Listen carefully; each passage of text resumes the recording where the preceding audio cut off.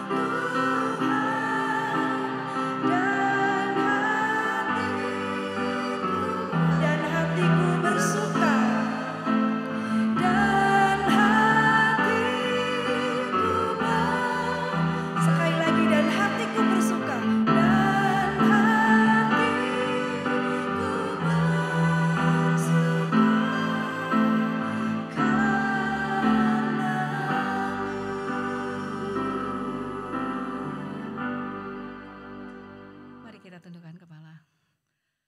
Ya Allah Bapa yang bertata dalam kerajaan sorga, segala hormat, puji, dan syukur kami naikkan kepadamu. Kami mengucap syukur ya Tuhan buat penyertaan-Mu sampai kami boleh memasuki di minggu kedua di bulan Januari 2025 ini. Terlalu besar karya-Mu dalam kehidupan kami ya Tuhan. Dan sekarang kami datang ke rumah-Mu untuk kami mau menaikkan puji-pujian kami. Juga mau menaikkan syukur kami. Juga kami mau duduk dengan tenang, dengan diam mendengarkan Engkau berbicara melalui khotbah yang akan kami dengarkan nanti. Biarlah Tuhan Kau memimpin hati kami, sucikan hati kami, kuasai kami dengan Roh-Mu yang kudus. Dan biarlah ibadah pagi dua ini Kau pimpin dari awal, pertengahan hingga akhirnya. Dan semua jemaat tamu yang hadir Tuhan berkati. Dan semua alat-alat yang digunakan biar semua boleh berjalan dengan baik. Terima kasih Tuhan, sekarang kami siap untuk mulai persekutuan ibadah pagi dua kami. Hanya dalam nama Tuhan Yesus, Tuhan dan Juru Selamat kami yang hidup. Amin. Silakan duduk Bapak Ibu sekalian. Jemaat yang dikasih Tuhan, awal tahun merupakan awal yang baik sekali untuk kita semuanya bersyukur atas kebaikan Tuhan dan kita mengikat komitmen untuk kita percaya dan patuh kepada Tuhan. Nyanyian pujian 247, percaya patuh, kita akan pujikan bersama ayat 1, 3, dan 4.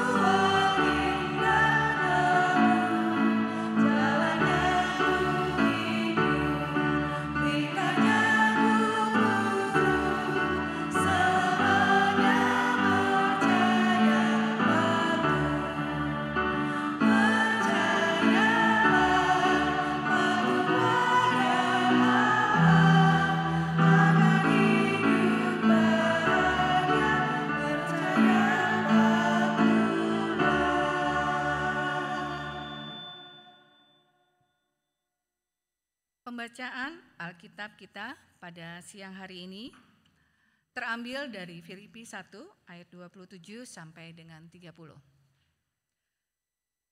Hanya hendaklah hidupmu berpadanan dengan Injil Kristus, supaya apabila aku datang melihat dan apabila aku tidak datang aku mendengar, bahwa kamu teguh berdiri dalam satu roh dan sehati sejiwa berjuang untuk iman yang timbul dari berita Injil. Dengan tiada digentarkan sedikit pun oleh lawan-lawan. Bagi mereka semuanya itu adalah tanda kebinasaan, tetapi bagi kamu tanda keselamatan, dan itu datangnya dari Allah. Demikian pembacaan Alkitab kita pada hari ini yang akan mendasari renungan khotbah nanti. Sekarang tiba saatnya gereja mengundang adik-adik, untuk bisa maju ke depan untuk mengikuti ibadah anak. Di belakang, mari Bapak Ibu, Om Tante, Eyang mengantarkan putra putri atau cucunya. Silakan.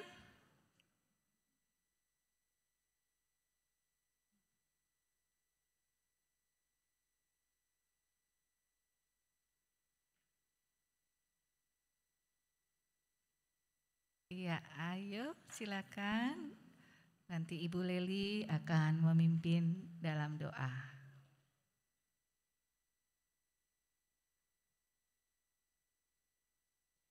Baik Bapak Ibu, mari kita berdoa.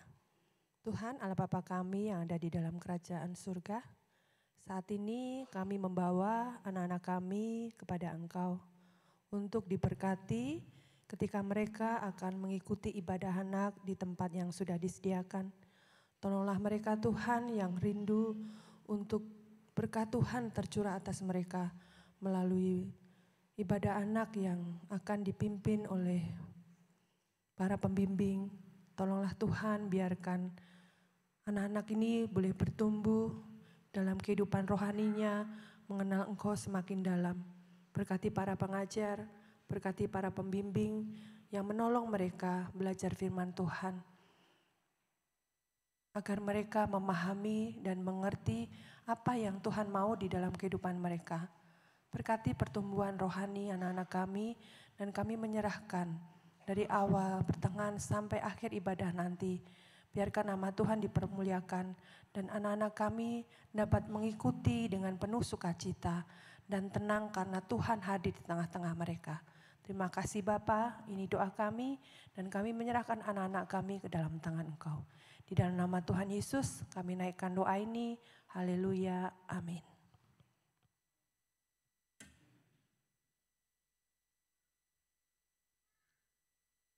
Puji Tuhan, Bapak Ibu jemaat sekalian yang dikasihi Tuhan, penyertaan Tuhan senantiasa hadir di saat kita bangun ataupun kita beristirahat. Dan mari kita akan meyakini melalui pujian, nyanyian pujian tiap hari, tiap jam, bahwa penyertaan Tuhan tidak pernah lepas dalam memimpin dan menolong kita untuk mengenal Dia. Mari kita akan memuji Tuhan, bait 1 dan 3.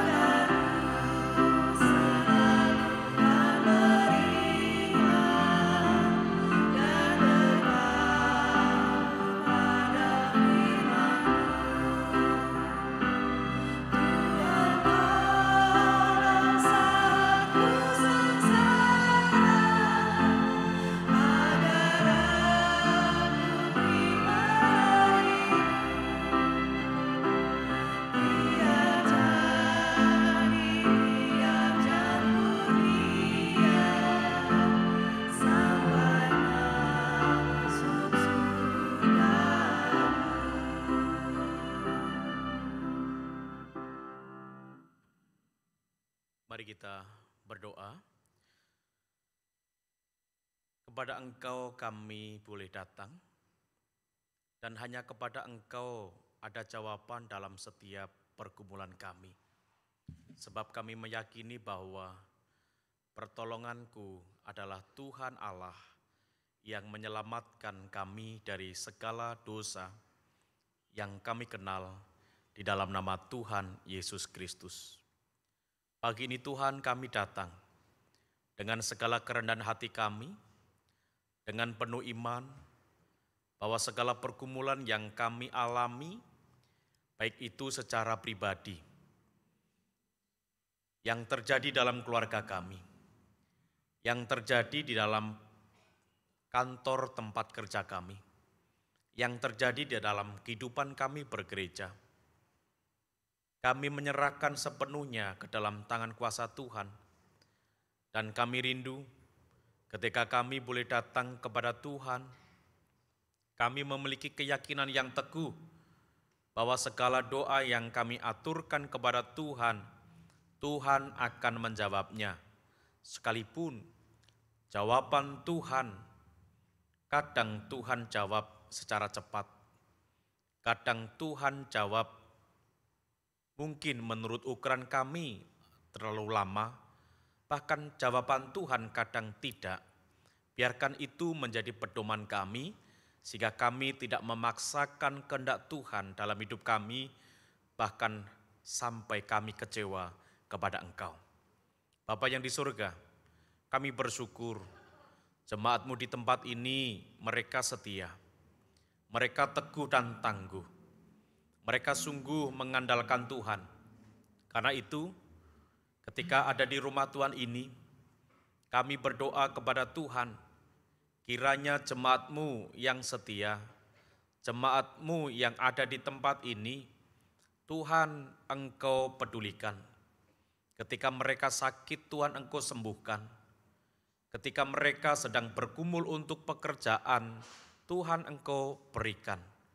Ketika mereka bergumul untuk pasangan hidup, baik mereka yang sudah menikah ataupun yang masih dalam pergumulan untuk menemukan pasangan yang sepadan, yang seiman, Tuhan Engkau nyatakan kuasa Tuhan kepada mereka. Dan pada saat ini Bapa, kami berdoa secara khusus untuk setiap jemaat Tuhan yang pada saat ini sedang menempuh pendidikan, baik yang ada di dalam kota, di dalam negeri, maupun yang ada di luar negeri. Kiranya ya Tuhan Engkau terus menolong memampukan mereka, supaya anak-anak-Mu sungguh ingat akan masa depan mereka, sehingga mereka rajin belajar, rajin bersosialisasi, mau menghormati orang tua, mau menghormati seniornya, menghormati para guru dosen mereka, dan juga menghargai sesama siswa ataupun mahasiswa yang ada. Dengan cara itu, karakter Kristus tumbuh dan ada di dalamnya, sehingga Tuhan akan terus membawa mereka terbang yang lebih tinggi, menikmati berkat Tuhan, dan boleh membangun gereja, bahkan negeri ini. Bapa, saat ini kami berdoa untuk para calon baptisan yang akan dibaptiskan jika Tuhan mengendaki untuk minggu depan. Pada tanggal 19 Januari di ibadah pagi 2. Dan pada saat ini setelah pagi 2 ini, 2 calon baptisan akan diwawancarai oleh panitia keanggotaan. Kami mohon hikmat Tuhan, supaya setiap anak-Mu ini boleh dan mampu mengerti akan setiap pertanyaan, dan yang paling penting mengerti bahwa hidupnya memerlukan Yesus Kristus Juru Selamatnya, dan juga terus mengandalkan Yesus Kristus dalam kehidupan mereka, sehingga mereka menjadi anak-anak Tuhan yang taat. Kami berdoa untuk Aletea Sefanya Tapita Sinai dan juga Mikael Lee. Biarkan ya Tuhan, keputusan yang diambil ini menjadi kesaksian untuk kami bahwa mereka sungguh-sungguh mencari Tuhan, karena mereka menyadari bahwa tanpa Tuhan kehidupan mereka tidak ada artinya.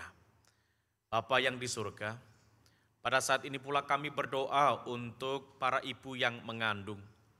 Siapapun mereka yang mengandung, kiranya ya Tuhan Engkau menolongnya. Terlebih yang boleh kami doakan untuk saat ini Ibu Natasha Talbot. Kami berdoa kiranya Ibu Sasa yang mengandung ini, baik janin yang ada di dalam kandungannya, semuanya dalam keadaan yang baik. Atau mungkin juga para ibu yang lainnya, yang saat ini sedang mengandung, siapapun mereka ya Bapa, biarkan campur tangan Tuhan nyata. Ibu sehat, janin yang ada dalam kandungannya sehat, bahkan ketika nanti dilahirkan di dunia ini, baik ibu dan si jabang bayi mengalami satu sukacita yang besar yang datang dari Tuhan. Bapa, saat ini kami pun berdoa untuk nanti sore ketika kami boleh bersama-sama kembali di dalam ibadah khusus, ibadah penapisan diakon. Oleh karena persetujuan jemaat, oleh karena komitmen 5 diakon yang saat ini akan ditapiskan, biarkan ya Tuhan Engkau semakin memantapkan panggilannya itu, yang didukung oleh segenap jemaat Gereja Baptis Kebayoran, yang didukung oleh istri mereka masing-masing, dan juga putra-putrinya. Tentu ini menjadi sukacita kami, karena pelayanan di tempat ini semakin bertumbuh dan berkembang, dan kami memerlukan mereka. Kami rindu para calon diakon yang nanti ditapiskan mampu melayani Tuhan dengan baik, mampu bekerja sama dengan gembala sidang, bekerja sama dengan pendeta, bekerja sama dengan sesama diakon, dan juga bekerja sama dengan setiap panitia dan organisasi gereja demi kemuliaan Tuhan di tempat ini. Kiranya ya Tuhan Engkau memberikan cuaca yang baik, Engkau mengirimkan orang-orang yang akan hadir, bahkan biarkan kehadiran mereka sungguh membuat kami bersuka. Selain menjadi saksi akan hari yang bersejarah ini, para diakon yang ditapiskan tentu akan didukung dalam doa yang akan menguatkan panggilan pelayanan mereka. Bapa, sebentar kami juga akan melanjutkan ibadah ini. Biarkan hati dan pikiran kami tetap tertuju dan terfokus hanya kepada Engkau. Dan kami rindu terus memberi yang terbaik, bukan hanya melalui mulut kami ketika kami menyanyi, memohon kepada Tuhan melalui mulut hati kami dalam doa kami. Tetapi ketika firman Tuhan disampaikan bagi kami, biarkan firman itu hidup dan menghidupi kehidupan kami. Dan ketika kami pun sudah mendapatkan berkat Tuhan, melalui berkat kesehatan, berkat secara materi, damai, sukacita, boleh kami kembalikan dan kami persembahkan kepada Tuhan melalui kehidupan kami secara utuh, dan juga melalui persembahan dan persepuluhan. Tentu ini adalah untuk pekerjaan Tuhan, untuk kemuliaan Tuhan, untuk pemberitaan Injil Tuhan yang sudah gereja lakukan sejak gereja berdiri sampai selama-lamanya. Ini Tuhan doa kami, kiranya setiap kami yang hadir diberkati dan boleh mengalami sukacita Tuhan karena kami datang untuk menyembah dan memuliakan Tuhan. Di dalam nama Tuhan Yesus Kristus kami aturkan syafaat ini. Haleluya. Amin.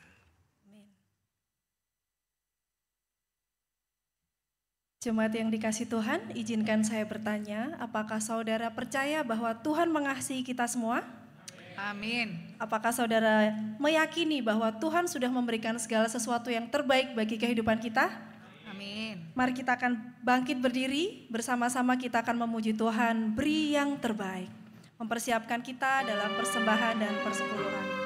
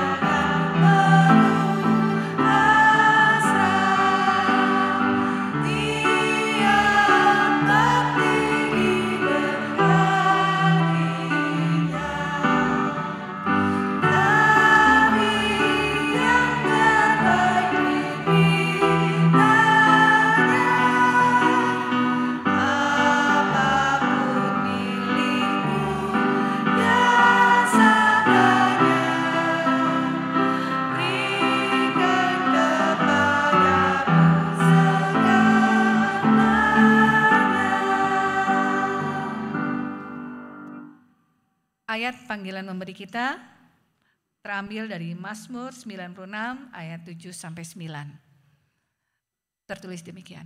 Kepada Tuhan, hai suku-suku bangsa, kepada Tuhan sajalah kemuliaan dan kekuatan. Berilah kepada Tuhan kemuliaan namanya. Bawalah persembahan dan masuklah ke pelatarannya. Sujudlah menyembah kepada Tuhan dengan berhiaskan kekudusan. Gemetarlah di hadapannya, hai segenap bumi. Doa persembahan dan perpuluhan akan dipimpin oleh Ibu Ika. Mari Bapak Ibu kita akan berdoa bersama. Tuhan, kami bersyukur untuk kebaikan Tuhan dalam kehidupan kami yang sungguh-sungguh tidak terukur Tuhan. Kami bersyukur untuk setiap hal yang sudah boleh terjadi dan yang akan terjadi dalam kehidupan kami. Karena kami meyakini bahwa rencana Tuhan sempurna, rencana Tuhan sungguh luar biasa dalam kehidupan kami. Dan saat ini Tuhan, kami ingin mengembalikan berkat yang Tuhan berikan kepada kami dan keluarga. Biarlah Tuhan menguduskan persembahan dan persepuluhan kami, sehingga apa yang kami persembahkan boleh menjadi bau-bauan yang harum di hadapan Tuhan, dan juga menjadi persembahan yang meninggikan nama-Mu. Biarlah Tuhan akan juga terus memberkati setiap orang yang mengelolanya Tuhan, supaya persembahan dan persepuluhan kami ini boleh digunakan sebaik mungkin bagi kemuliaan nama Tuhan. Hanya di dalam nama Tuhan Yesus kami mengucap syukur dan berdoa, haleluya, amin. Bapak Ibu dipersilahkan duduk kembali.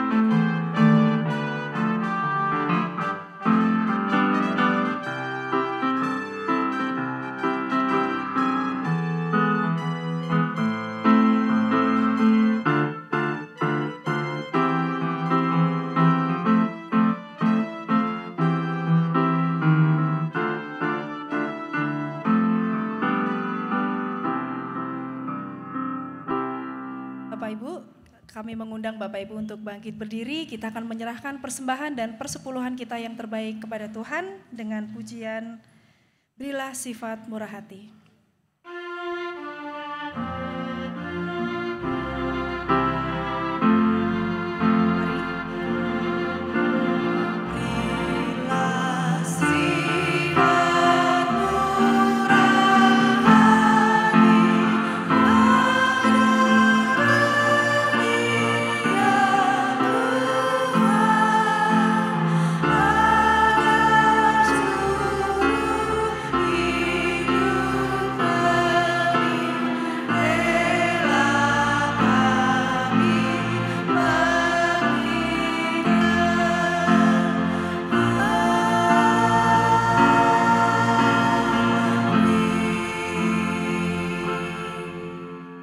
Dipersilakan duduk kembali.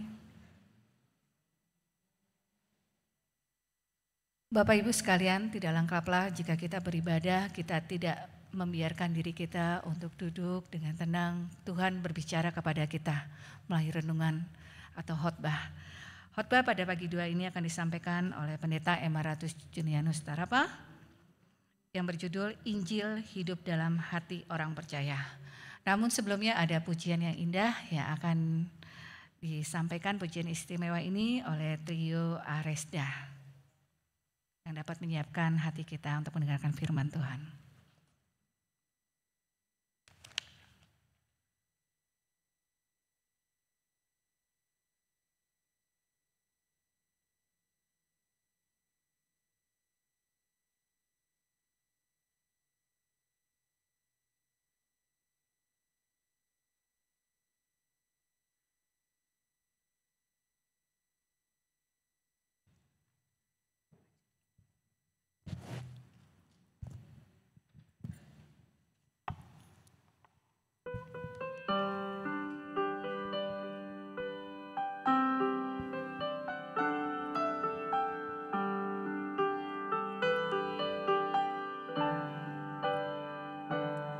Dalam kehidupan yang kulalui penuh pencobaan,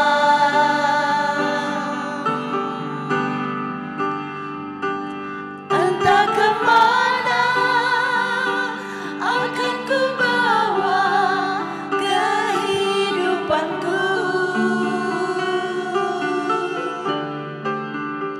Ada satu jalan yang tak pernah salah, ada satu jalan menuju ke sana. Yesus, jalan kebenaran kehidupanku.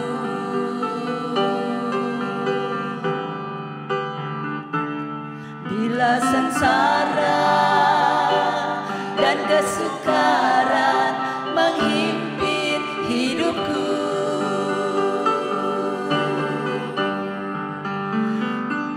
bila cobaan dan kesesakan menghadang langkahku,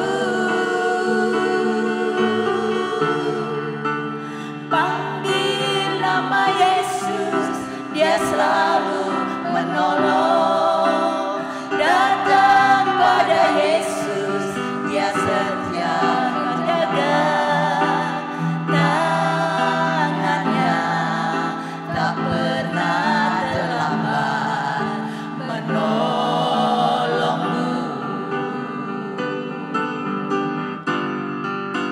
Bila kau bimbang, tentukan jalanmu. Bila kau susah, tentukan jalanmu.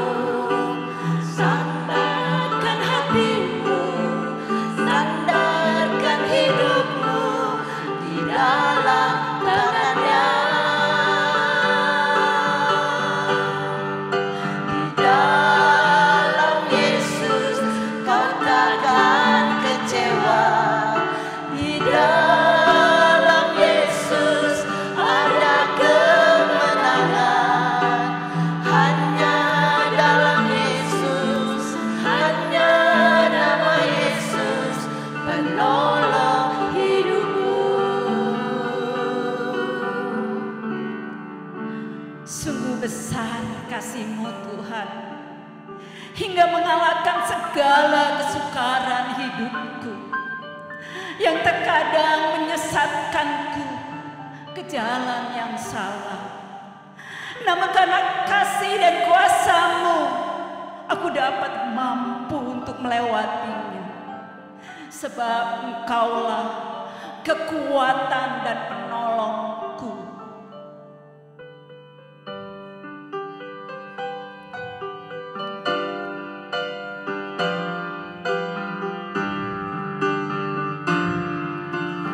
Bila kau bimbang, tentukan jalanmu. Bila kau susah, tentukan jalanmu. Tambatkan hatimu,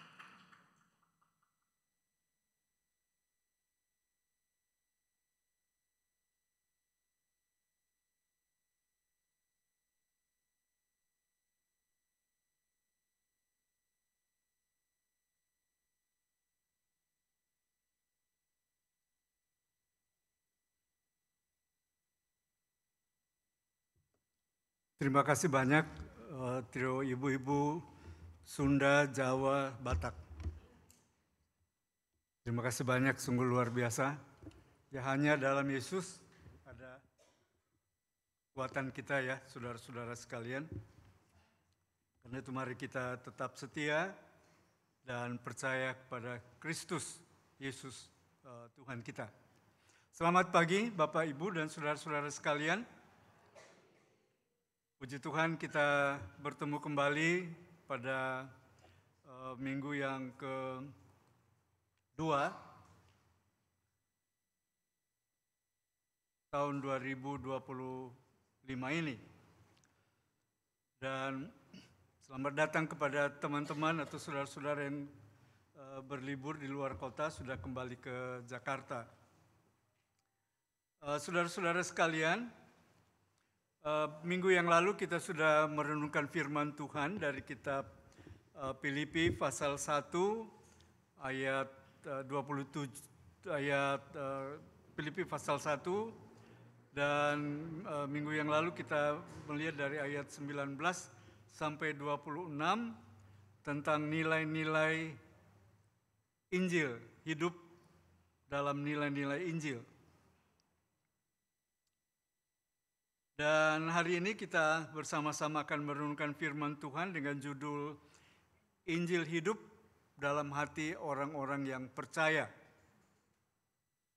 Yang diambil dari kitab Filipi pasal 1 ayat 27 sampai dengan ayat yang ke-30 yang tadi sudah kita baca bersama-sama. Dan saudara-saudara, kalau kita berbicara tentang Injil atau kabar baik, Rasul Paulus menjelaskan mengenai Injil itu di dalam 1 Korintus pasal 15 ayat 1 sampai yang ke-6, yang antara lain dia berkata, "Dan sekarang saudara-saudara, aku mau mengingatkan kamu kepada Injil yang aku beritakan kepadamu dan yang kamu terima, dan yang di dalamnya kamu teguh berdiri. Oleh Injil itu kamu diselamatkan asal kamu teguh berpegang padanya. Seperti yang telah kuberitakan kepadamu, kecuali kalau kamu telah sia-sia saja menjadi percaya. Sebab yang sangat penting telah kusampaikan kepadamu," yaitu Injil ini, "yaitu apa yang telah kuterima sendiri, ialah bahwa Kristus telah mati karena dosa-dosa kita sesuai dengan kitab suci, bahwa ia telah dikuburkan, dan bahwa ia telah dibangkitkan pada hari yang ketiga sesuai dengan kitab suci, bahwa ia telah menampakkan diri kepada Kefas dan kemudian kepada ke-12 muridnya. Sesudah itu ia menampakkan diri kepada lebih dari 500 saudara sekaligus. Kebanyakan dari mereka masih hidup sampai sekarang, tetapi beberapa di antara mereka telah meninggal." Dan Paulus sendiri mengakui bahwa dia juga adalah saksi mata bahwa Yesus sudah menampakkan dirinya kepadanya, Yesus yang sudah bangkit itu. Jadi saudara-saudara, ada dua hal yang sangat penting mengenai Injil yang dinyatakan oleh firman Tuhan ini.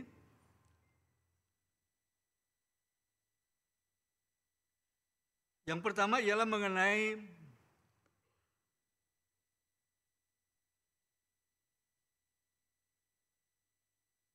Yesus telah dikorbankan di atas kayu salib, kematian Kristus di kayu salib untuk menebus dosa kita sesuai dengan kitab suci. Dan yang kedua ialah bahwa mengenai kebangkitannya. Ini kabar baik. Kabar baik bahwa Yesus sudah datang, dia mengorbankan dirinya untuk menebus kita dari dosa-dosa kita. Dan kabar baik bahwa walaupun dia sudah mati, tapi dia bangkit. Tidak ada yang pernah mengalami seperti Kristus. Bukti mengenai kematiannya ialah bahwa dia dikuburkan. Ada kuburnya. Ada orang yang meminjamkan kuburan yang baru kepada Yesus Kristus. Dan mengenai kebangkitannya, ada orang yang melihat, lebih dari 500 orang yang pernah melihat Yesus Kristus bangkit. Itu Injil, kabar baik bagi kita semua, saudara-saudara. Nah, sekarang mari perhatikan firman Tuhan kepada kita, apa yang seharusnya terjadi dalam hidup kita kalau saudara dan saya sungguh-sungguh sudah percaya kepada Injil, menerima Yesus sebagai Tuhan dan Juru Selamat pribadi. Apa yang seharusnya nampak di dalam kehidupan kita? Apa yang seharusnya nyata yang kita alami hari lepas hari sebagai orang-orang yang hidup di dalam Injil? Itu yang akan kita lihat bersama-sama. Mari kita kembali membuka Alkitab kita, saudara-saudari, di dalam kitab Filipi pasal 1. Dan izinkan saya untuk membaca kembali Filipi pasal 1 ayat 27 sampai dengan ayat yang ke-30. Firman Tuhan berkata demikian, saudara-saudara. Hanya hendaklah hidupmu berpadanan dengan Injil Kristus. Supaya apabila aku datang, aku melihat, dan apabila aku tidak datang, aku mendengar bahwa kamu teguh berdiri dalam satu roh dan sehati, sejiwa, berjuang untuk iman yang timbul dari berita Injil. Dengan tiada digentarkan sedikit pun oleh lawanmu, bagi mereka semuanya itu adalah tanda kebinasaan, tetapi bagi kamu tanda keselamatan. Dan itu datang dari Allah. Sebab kepada kamu dikaruniakan bukan saja untuk percaya kepada Kristus, melainkan juga untuk menderita untuk Dia. Dalam pergumulan yang sama seperti yang dahulu kamu lihat padaku, dan yang sekarang kamu dengar tentang aku. Mari kita berdoa, saudara-saudara, minta pimpinan Tuhan. Bapa kami yang di surga, kami datang kepadamu di tengah-tengah ibadah ini, Tuhan. Kami percaya bahwa Engkau sudah mendengar puji-pujian yang kami pujikan tentang Engkau. Kami juga percaya bahwa Engkau sudah mendengar doa-doa syafaat yang kami panjatkan kepadamu. Bahkan kami juga percaya bahwa Engkau berkenan menerima persembahan ucapan syukur kami kepada Tuhan. Sungguh baik Engkau ya Tuhan. Engkau memberi kami sekali lagi kesempatan untuk datang ke tempat ini, untuk beribadah kepadamu dan mendengarkan firman-Mu. Kami sudah membaca beberapa kali firman Tuhan yang akan menjadi pokok renungan kami hari ini ya Tuhan. Kami percaya bahwa Roh Kudus-Mu sudah memakai Rasul Paulus untuk menulis surat Filipi ini kepada jemaat di Filipi. Dan sekarang kami berdoa, tolong juga kami sekarang Bapa, supaya surat ini boleh juga disampaikan kepada kami. Dan boleh menjadi berkat bagi kami. Sama seperti gereja di Filipi yang sudah diberkati oleh surat ini. Kami berdoa kiranya Roh Kudus menolong, membuka hati kami, membuka mata rohani kami untuk melihat perkara-perkara yang ada di dalam firman-Mu. Bagaimana yang seharusnya terjadi dalam hidup kami. Kalau kami sungguh-sungguh percaya akan Kristus, percaya akan Injil kabar baik itu yang menjadi dasar hidup kami. Tolonglah kami ya Tuhan, rendahkanlah hati kami supaya kami mau mendengar, supaya kami mau menerima apa yang Engkau hendak nyatakan pada kami. Pimpin hamba-Mu, pimpin seluruh jemaat-Mu ya Bapa. Kami bawa di dalam nama Tuhan Yesus. Amin. Saudara-saudara sekalian, surat Filipi adalah satu surat yang sangat indah. Seringkali banyak orang berkata surat Filipi ini adalah surat kasih. Oleh sebab ketika Rasul Paulus menulis surat ini kepada gereja di Filipi, sungguh-sungguh isinya adalah bagaimana Rasul Paulus sangat mengasihi gereja yang ada di Filipi.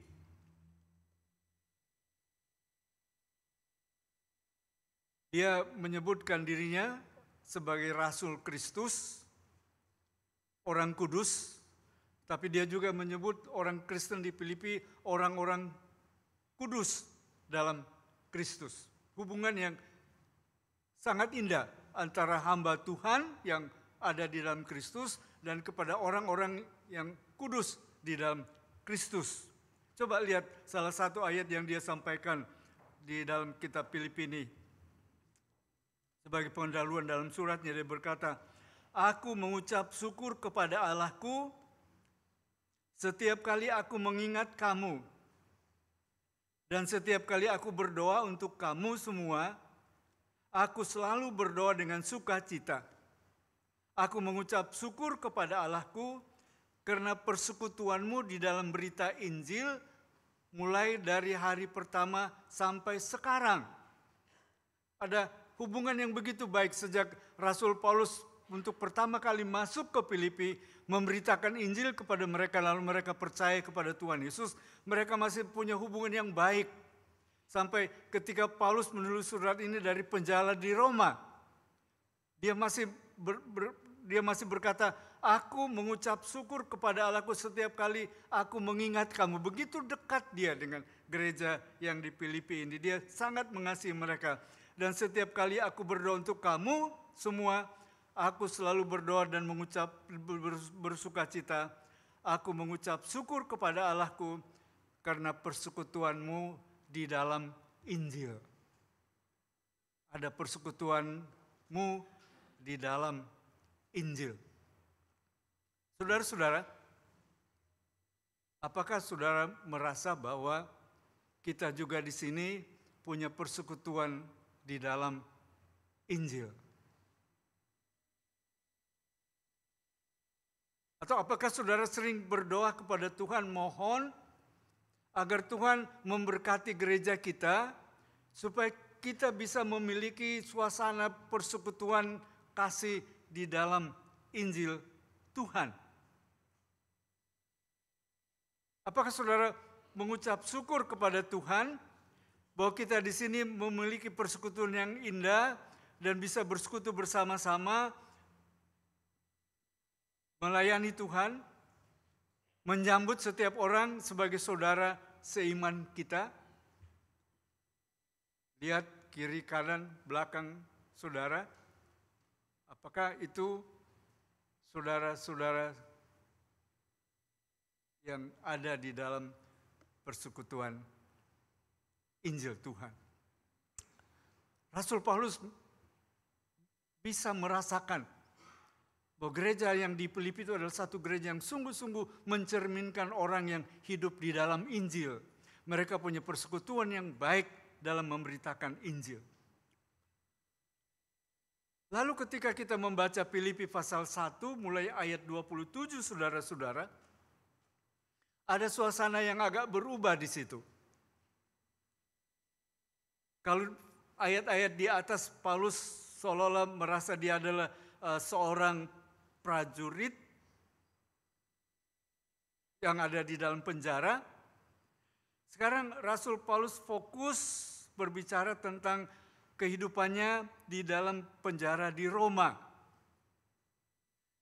Lalu di dalam ayat itu kita bisa mendapatkan beberapa hal yang sangat baik, saudara-saudara. Nah, saya ingin mengajak kita untuk melihat ada paling tidak 4 hal yang harusnya ada di dalam kehidupan saudara dan saya apabila kita sungguh-sungguh percaya kepada Kristus. Kristus ada di dalam hidup kita, memimpin hidup kita, dan menjadikan Injil sebagai bagian di dalam kehidupan kita sekalian. Mari lihat ayat 27 sekali lagi, saudara-saudara. Bagian yang pertama ini, hendaklah hidupmu berpadanan dengan Injil Kristus.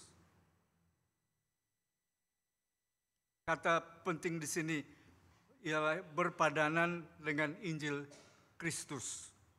Ada konsisten kita terhadap Injil. Ketika Rasul Paulus menulis ayat ini, dia menggunakan satu kata asli Yunani, yaitu kata politenoi.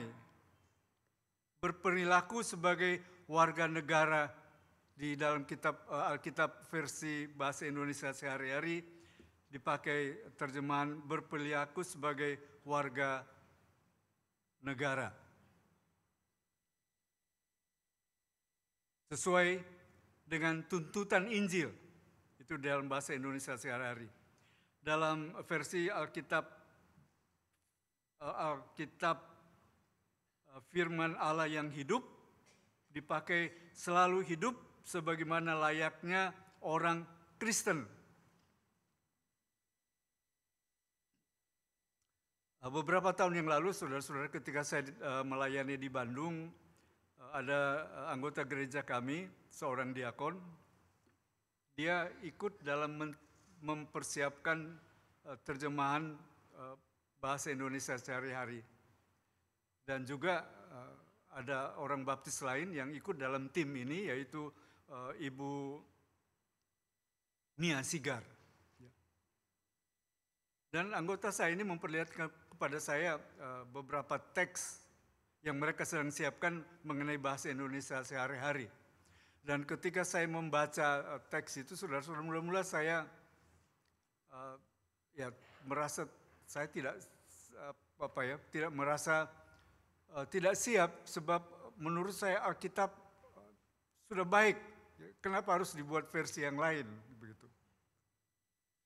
Tapi kemudian kalau kita baca, rupanya ada Tuhan memakai orang-orang yang sedemikian baik untuk coba menolong kita melihat Alkitab dari beberapa segi bahasa, pengertian, supaya ayat-ayat itu lebih jelas bagi kita. Jadi ayat 27 ini sangat indah dan sangat jelas bagi kita. Kalau firman Tuhan menyatakan kepada kita bagaimana kita berpadanan dengan Injil Kristus.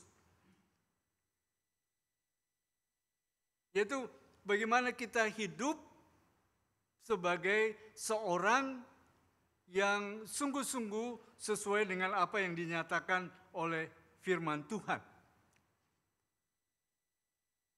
Rasul Paulus dalam kitab Filipi pasal 3 ayat 20, dia berkata demikian, karena kewargaan kita adalah di dalam surga, dan dari situ juga kita menantikan Tuhan Yesus Kristus sebagai juru selamat.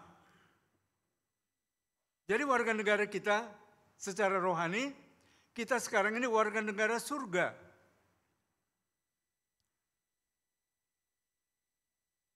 Dan sebagai warga negara surga, apakah kita bisa memperlihatkan kepada dunia yang ada di sekitar kita ini, bahwa kita sungguh-sungguh adalah warga negara surga. Kehidupan kita, sikap kita, etika kita, apakah hidup kita sesuai dengan tuntutan Injil? Apakah kita hidup sebagaimana layaknya orang-orang yang memakai predikat Kristen, Kita baca bagaimana asal mula orang menyebut Kristen, ialah karena kehidupan mereka seperti yang dilakukan oleh Kristus, berbicara tentang Kristus.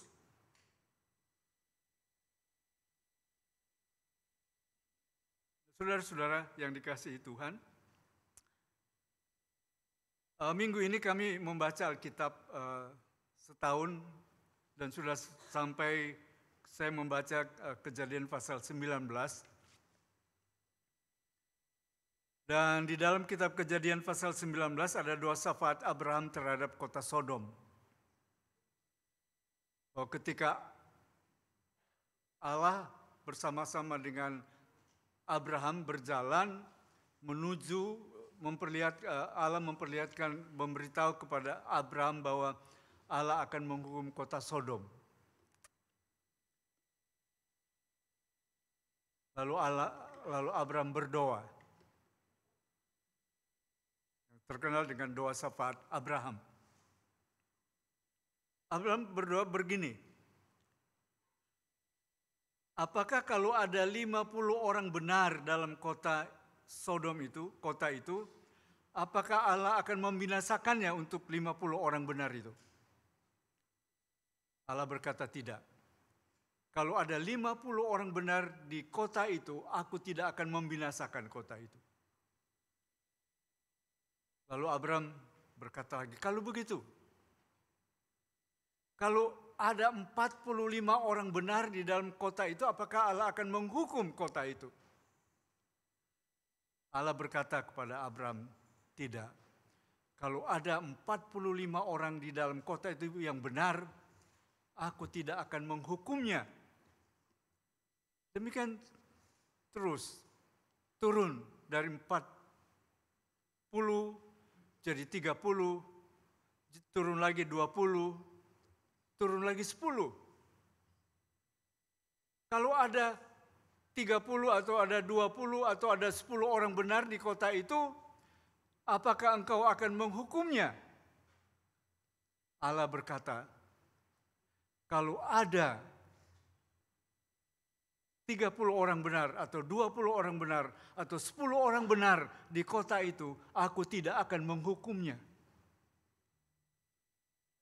Abraham tidak berani tawar lagi, saudara-saudara.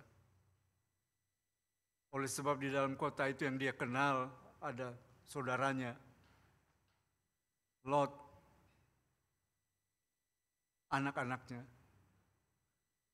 istrinya, dan dia diam. Kita lihat di sini, saudara-saudara. Di mata Tuhan, hati orang benar itu adalah begitu penting. Kalau ada orang benar, Allah tidak akan menghukum, saudara-saudara. Jadi, penting sekali hidup kita konsisten terhadap Injil. Hidup benar di hadapan Tuhan, hidup sesuai dengan firman Tuhan. Mari saudara-saudara hidup kita benar di hadapan Tuhan. Kalau kita hidup benar di hadapan Tuhan, maka kota kita ini akan diselamatkan. Kalau hidup kita benar di hadapan Tuhan, negara kita ini akan diselamatkan, diberkati oleh Tuhan. Kalau hidup saudara dan saya benar, maka rumah tangga saudara dan saya akan diberkati oleh Tuhan. Itu firman Allah bagi kita. Saya membaca di dalam surat 1 Yohanes pasal 1 ayat 6 dan 7 demikian. Jika kita katakan bahwa kita beroleh persekutuan dengan Dia, namun hidup di dalam kegelapan, kita berdusta dan kita tidak melakukan kebenaran. Tetapi jika kita hidup dalam terang sama seperti Dia ada di dalam terang, maka kita beroleh persekutuan seorang dengan yang lain, dan darah Yesus anaknya itu menyucikan kita daripada segala dosa. Saudara-saudara yang dikasihi Tuhan, apakah saudara hidup di dalam terang? Jika hidup kita ada di dalam terang menurut firman Tuhan ini, hidup kita hidup di dalam terang sama seperti Dia yang adalah terang dunia itu, maka kita akan beroleh persekutuan seorang dengan yang lain. Ada suasana yang indah, ada kasih, maka darah Kristus akan menyucikan kita dari segala dosa kita. Mari kita konsisten terhadap firman Tuhan. Yang kedua, saudara-saudara, yang saya lihat di dalam firman Tuhan ini, masih di dalam ayat yang ke-27, firman Tuhan berkata di dalam ayat yang ke-27 itu demikian. Paulus mempunyai keyakinan di sini bahwa dia ada di dalam penjara dan dia akan bisa keluar dari dalam penjara sebab banyak orang yang mendoakan dia. Tetapi dia juga punya keyakinan bahwa dia barangkali tidak. Tapi apakah dia nanti bisa keluar dari dalam penjara dan bertemu lagi dengan orang Kristen di Filipi? Dia akan melihat mereka, bahwa mereka konsisten di dalam Injil. Hidup mereka sungguh-sungguh ada di dalam Injil. Tetapi kalau toh dia tidak bisa keluar lagi dari penjara itu, tapi dia akan mendengar bagaimana mereka setia di dalam Tuhan. Istilah yang dipakai oleh Rasul Paulus di dalam ayat itu, saudara-saudara, dia berkata, dia bisa melihat, atau kalau tidak lagi bisa bertemu dengan mereka, dia bisa mendengar bahwa mereka berdiri dalam satu roh, mereka sehati, sejiwa, berjuang untuk iman karena Injil. Paulus, apakah dia bisa melihat dengan mata kepalanya sendiri atau mendengar dengan telinganya bahwa orang Kristen di Filipi itu yang hidup di dalam iman, di dalam Injil, mereka berdiri dalam satu roh, mereka hidup menjadi gereja yang sehati, sejiwa, berjuang di dalam iman karena Injil. Nah, istilah yang dipakai oleh Rasul Paulus ini istilah tentara, ya. Steko. Steko itu artinya berdiri teguh, teguh pada pendirian, teguh pada keyakinan. Saudara-saudara, tadi saya senang sekali pemimpin pujian kita bertanya kepada kita, apakah saudara tetap percaya, beriman kepada Kristus? Steko, stay. Ini rupanya asal dari bahasa Inggris. Berdiri teguh di dalam pendirian. Kalau kita sungguh-sungguh hidup di dalam iman, di dalam Injil Tuhan, maka kita akan punya keteguhan tetap di dalam keyakinan kita tentang Yesus Kristus. Bahwa Dia adalah Tuhan, apapun yang terjadi, kita akan tetap percaya bahwa Yesus sungguh-sungguh adalah Kristus, Juru Selamat kita. Kita percaya bahwa Dia sudah bangkit. Kita percaya bahwa Dia akan datang kembali. Kita percaya bahwa kita yang percaya kepada Kristus akan juga dibangkitkan oleh kuasa yang membangkitkan Kristus. Dan kalau Kristus datang kembali, kita juga akan diangkat bersama-sama dengan Dia, menyongsong Dia di surga dan masuk ke dalam kemuliaannya. Dan menarik saudara-saudara, rupanya Rasul Paulus tidak hanya berhenti pada hal itu, dia melanjutkan, dia berkata, ada frase yang indah sekali di sini, dan sehati, sejiwa, berjuang di dalam iman yang timbul dari berita Injil.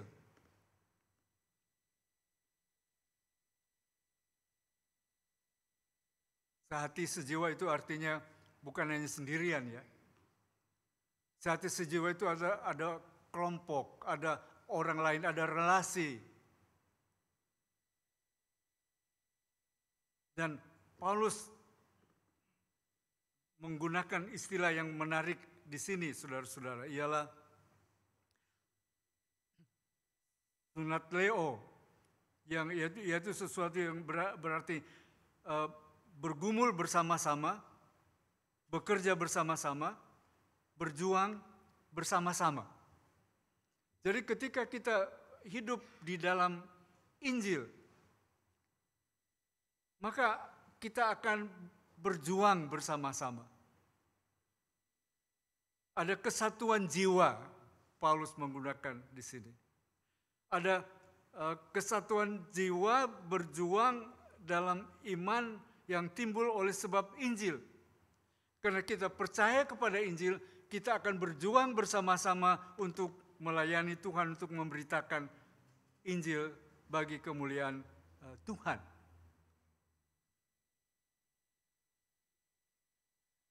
Saya suka olahraga juga, saudara, walaupun saya tidak bisa banyak main olahraga. Tapi minggu ini dunia sepak bola kita agak digoncangkan karena pelatih yang tiba-tiba diganti ya, saudara-saudara. Ada pro kontra di situ. Ada pemain-pemain juga yang pasti pro kontra. Sampai presiden juga turut dalam hal ini. Padahal tinggal 2 bulan kita akan masuk lagi dalam kompetisi untuk berjuang apakah kita bisa masuk ke Piala Dunia. Agak sayang ya saudara-saudara, tidak ada kesatuan untuk bisa melayani Tuhan dan Allah memberkati kita. Rasul Paulus berkata dia rindu ada kesatuan sehati, sejiwa di antara mereka. Nah, minggu yang lalu saudara-saudara kita baru saja melantik petugas-petugas gereja kita yang baru. Sayang sekali ruangan kita tidak cukup luas, sehingga tidak bisa mengundang semua yang akan dilantik itu ada di altar di sini. Dan oleh sebab waktu kita juga sangat pendek, tidak semua orang bisa berdiri bersama-sama, dipanggil ke depan, disebutkan namanya. Tapi ada suasana yang indah sekali. Ada jiwa kesatuan di situ. Bahwa orang-orang yang ada di sini, yang kita pilih bersama-sama, kita mohon mereka bisa menolong kita melayani bersama-sama, kita doakan bersama-sama. Saya harapkan minggu yang lalu jemaat juga disuruh berdiri, supaya sungguh-sungguh kita semua membawa saudara-saudara kita ini kepada Tuhan. Tapi hati saya mengucap syukur kepada Tuhan bahwa ada suasana kita bisa bekerja bersama-sama untuk melayani Tuhan. Ini yang sangat kita perlukan, saudara-saudara sekalian. Ada kesatuan di dalam sidang jemaat kita.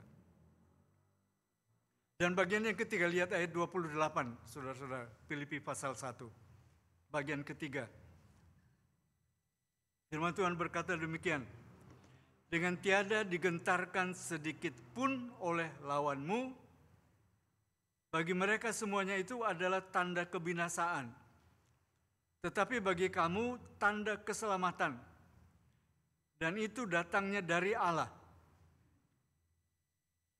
di dalam bahasa Indonesia sehari-hari dikatakan, hendaklah kalian selalu berani, jangan takut terhadap lawan-lawanmu.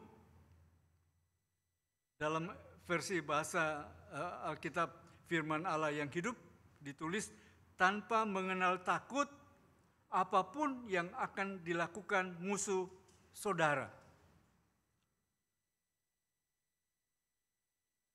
Rasul Paulus memakai kata digentarkan di sini, saudara-saudara, satu istilah yang tepat sekali seperti kuda. Binatang kuda adalah seringkali mudah sekali takut. Kalau tiba-tiba misalnya ada ayam loncat di depan dia bisa saja tiba-tiba takut. Dan itu yang dipakai oleh Paulus di sini.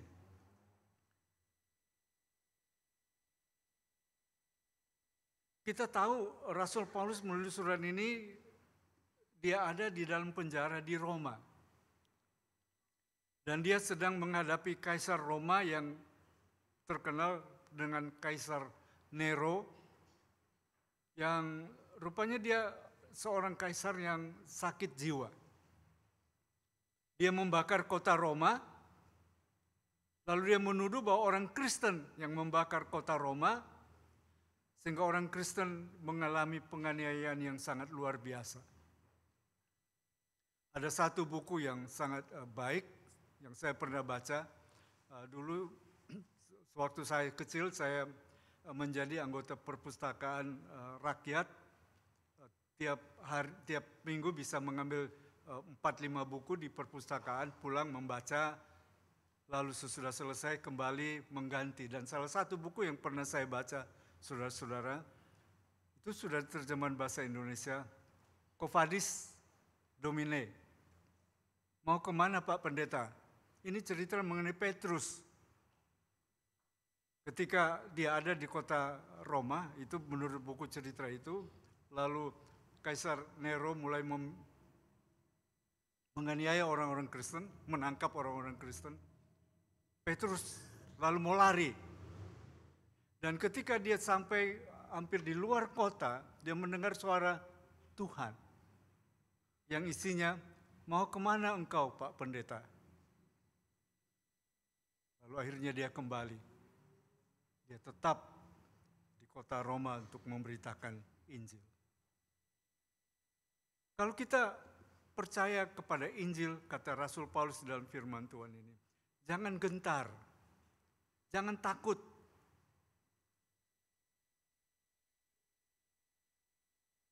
Kita baca salah satu peristiwa yang sangat indah di dalam kitab Kisah Rasul-Rasul pasal 18. Paulus punya pengalaman sehingga dia bisa berkata, jangan takut. Dalam kitab Kisah Rasul-Rasul 18, Rasul Paulus tiba di kota Korintus. Dan dia bertemu dengan Aquila dan Priscilla, lalu karena pekerjaannya sama, dia tinggal bersama-sama dengan mereka. Lalu ada yang datang juga ke situ, sehingga Paulus lebih bebas memberitakan Injil. Lalu pada suatu malam, malaikat Tuhan datang kepadanya dan berkata kepada Paulus, jangan takut, teruslah memberitakan firman dan jangan diam, sebab aku menyertai engkau dan tidak seorang pun yang akan menjamah dan menganiaya engkau. Sebab banyak umatku di kota ini. Kita tidak perlu takut, saudara-saudara. Allah tidak pernah meninggalkan kita. Dia selalu akan bersama-sama dengan kita. Ada banyak orang lain, bukan hanya kita sendiri yang menjadi pengikut Kristus. Dalam Lukas 12 ayat 5, Tuhan Yesus berkata, aku akan menunjukkan kepadamu siapakah yang harus kamu takuti. Takutilah dia yang setelah membunuh mempunyai kuasa untuk melemparkan orang ke dalam neraka.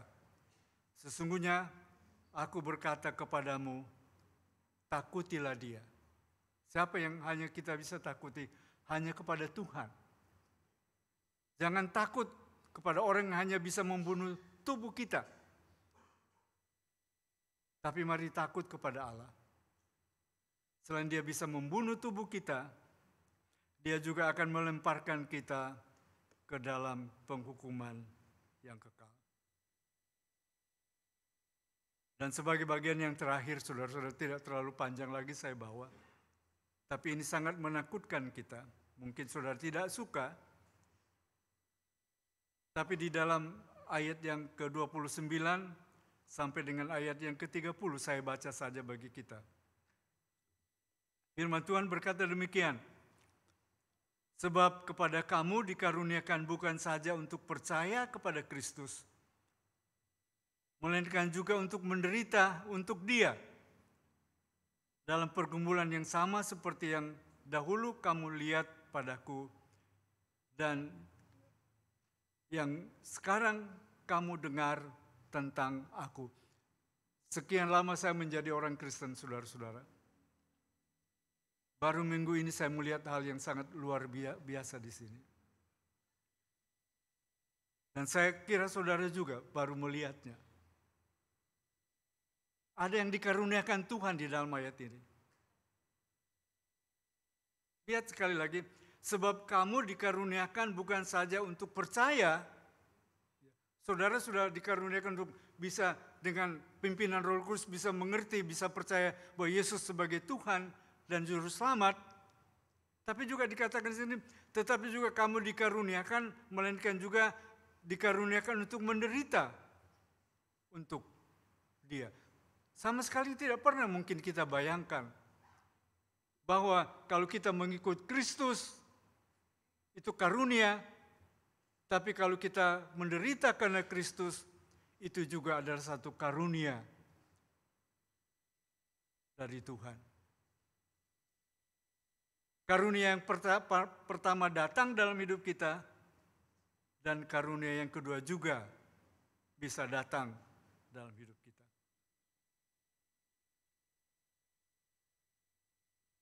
Tapi saudara-saudara, apapun yang terjadi dalam hidup kita, Rasul Paulus yakin bahwa Tuhan tetap akan menyertai dan menguatkan mereka. Kiranya firman Tuhan ini menolong saudara dan saya. Ada 4 hal. Kalau sungguh-sungguh kita mau hidup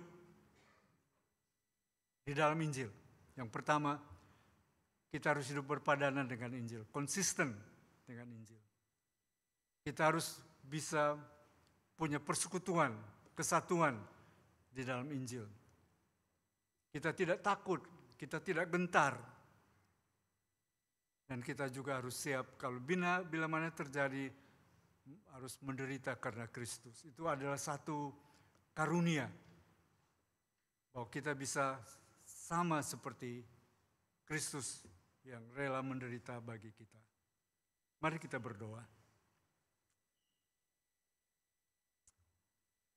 Terima kasih ya Bapa di surga. Engkau menolong kami hari ini untuk melihat lebih dalam tentang firman-Mu. Kalau sungguh-sungguh kami menjadi orang-orang Kristen yang sejati, hidup kami akan berubah, hidup kami akan konsisten, percaya, dan berpadanan sesuai dengan firman Tuhan. Kalau kami hidup di dalam Injil, kami akan mempunyai persekutuan, kesatuan. Terlalu banyak waktu kami pakai Tuhan untuk memperbincangkan kelemahan orang-orang lain. Tolonglah kami Tuhan sekarang untuk berhenti dan lebih memusatkan tenaga, energi kami untuk melayani Tuhan bersama-sama. Bapa yang di surga, terima kasih bahwa hari ini juga Tuhan memperlihatkan kepada kami.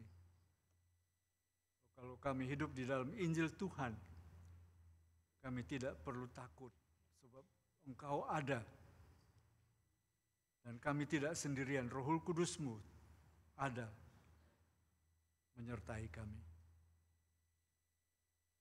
Dan hari ini juga Tuhan memperlihatkan kepada kami, Engkau sudah memberi kami karunia untuk percaya kepadamu, tapi juga Engkau memberi kami karunia untuk bisa bertahan kalau bila-bila terjadi kesukaran dalam hidup kami. Tolonglah kami Tuhan, supaya kami boleh berdiri teguh di dalam Injil Tuhan.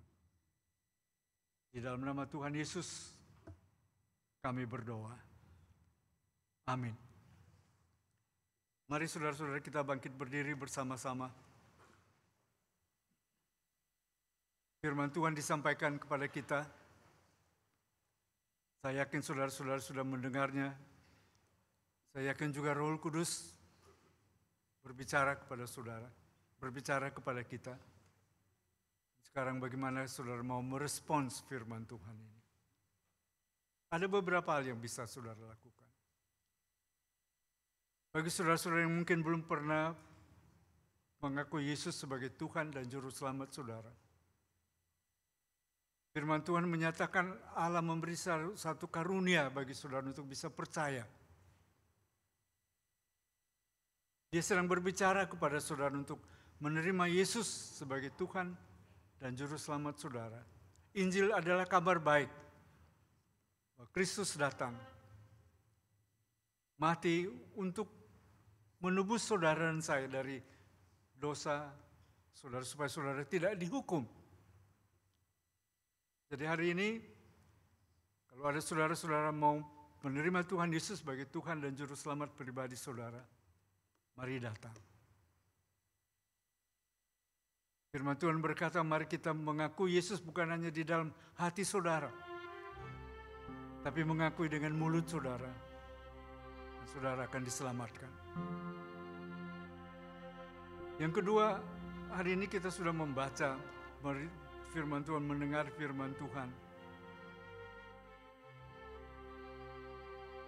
Bagaimana kita harus hidup di dalam Injil.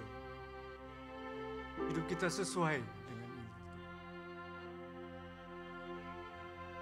Saudara yang tahu hidup saudara, apakah hidup saudara sudah sesuai dengan firman Tuhan? Orang bisa melihat saudara adalah seorang pengikut Kristus. Orang bisa tahu bahwa saudara adalah orang yang lain daripada yang lain.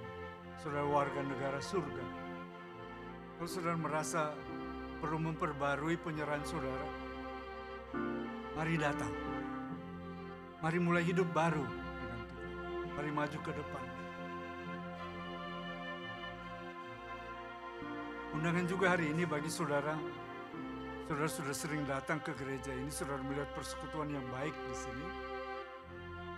Saudara ingin bergabung dengan gereja ini, mari datang.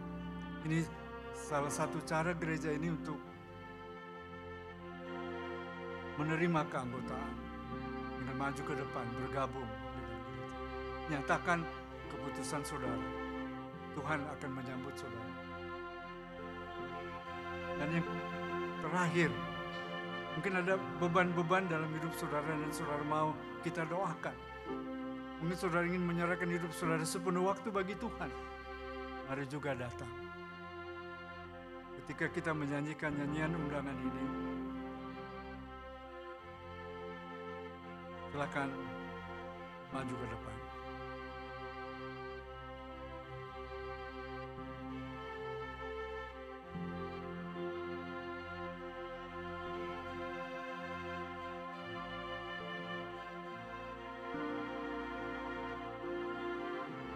Mari Bapak Ibu kita akan memuji Tuhan, ku dengar Yesus memanggil.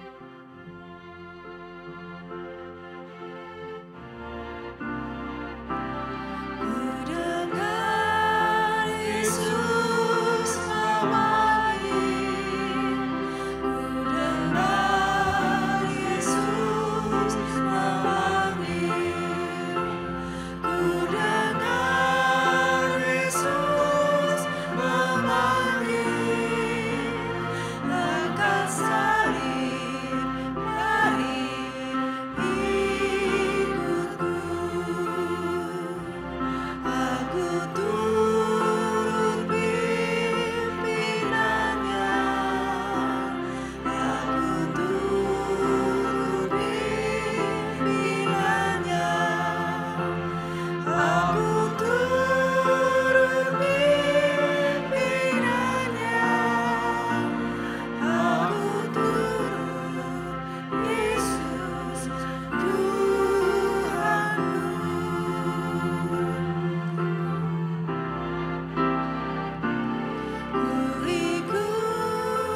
Apakah saudara mau mengikut Yesus, apapun yang akan terjadi dalam hidup saudara, mari datang, nyatakan. Meski sengsara, aku ikut Yesus Tuhanku. Aku turut pimpinannya. Aku turut pimpinannya. Aku turut pimpinannya. Aku turut Yesus Tuhanku. Mari kita menyanyikan ayat yang terakhir sebagai doa kita kepada Tuhan. Ayat yang terakhir.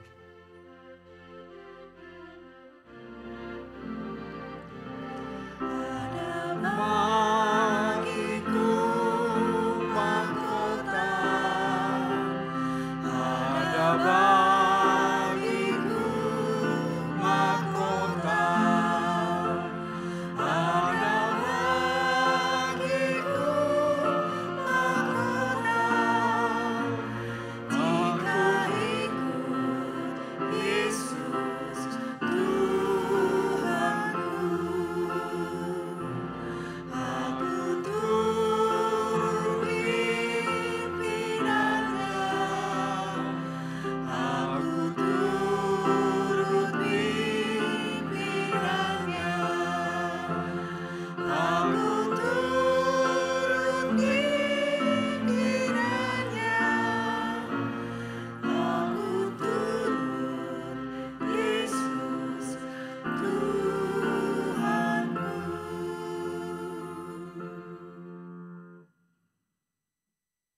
Itulah pernyataan kami kepadamu ya Tuhan. Kami ingin mengikut Engkau. Kami ingin mengikuti tuntutan tangan-Mu bagi kami.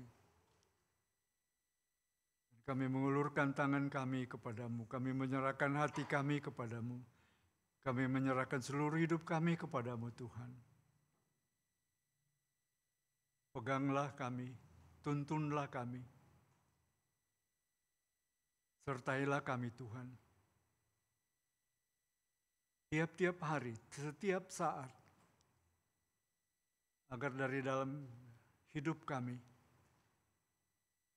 dari dalam kehidupan keluarga kami, di pekerjaan kami, di tempat usaha kami, di tempat studi kami, dimanapun kami berada Tuhan.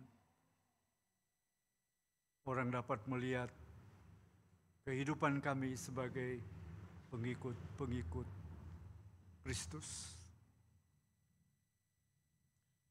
Dengan kekuatan kami tidak mampu Tuhan.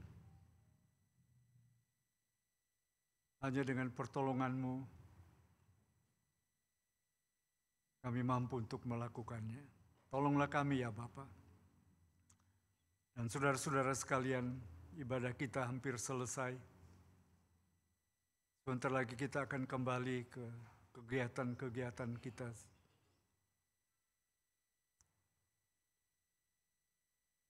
Musuh kita banyak di luar gereja ini.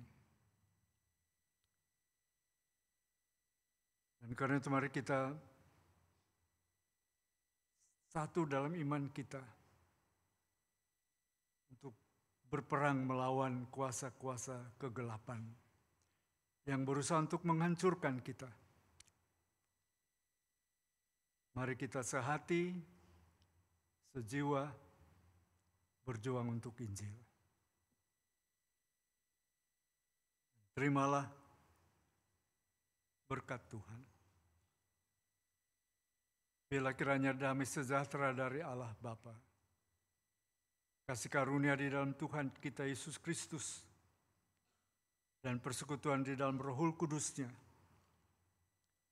akan senantiasa memberkati saudara-saudara sekalian, menyertai saudara-saudara sekalian, memberkati keluarga saudara, memberkati pekerjaan saudara, memberkati usaha saudara,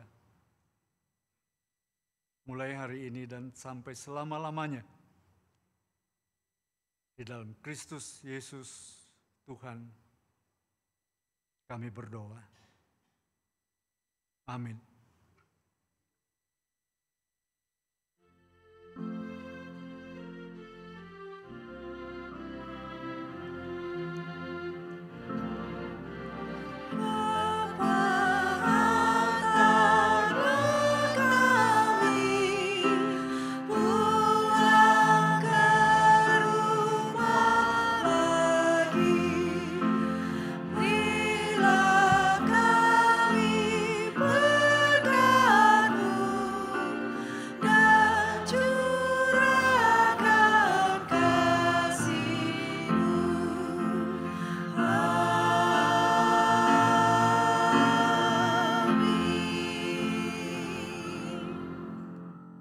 Silakan duduk kembali, saudara-saudara sekalian.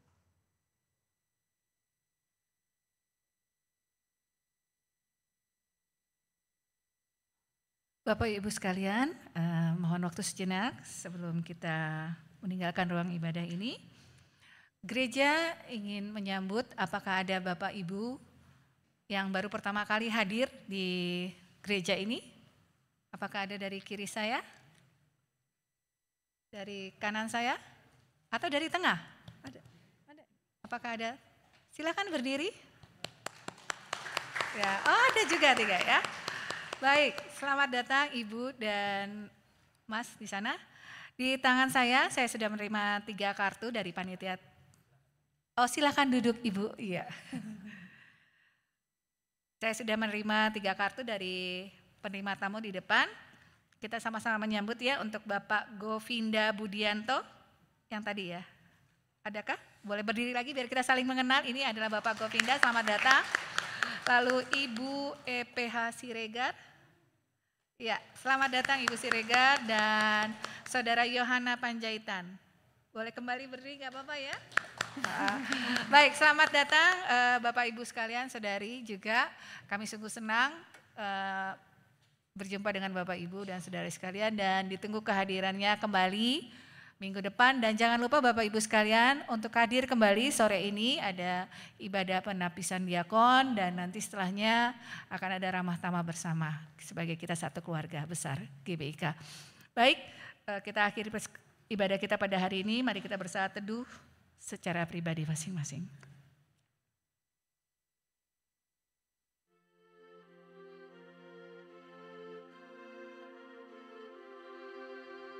Ibadah sudah selesai, bisa berjabat tangan dengan gembala sidang di pintu keluar. Dan untuk anggota yang akan mengambil kartu, bisa di ruang dekat tangga di kiri sebelah sini, nanti ada petugas yang akan membantu. Dan untuk yang akan wawancara, untuk bagi calon baptisan juga untuk berkumpul di belakang ruang ibadah ini, dekat ruang baptisan. Terima kasih, selamat hari Minggu. Tuhan memberkati Bapak Ibu sekalian. Selamat hari Minggu, Tuhan Yesus memberkati.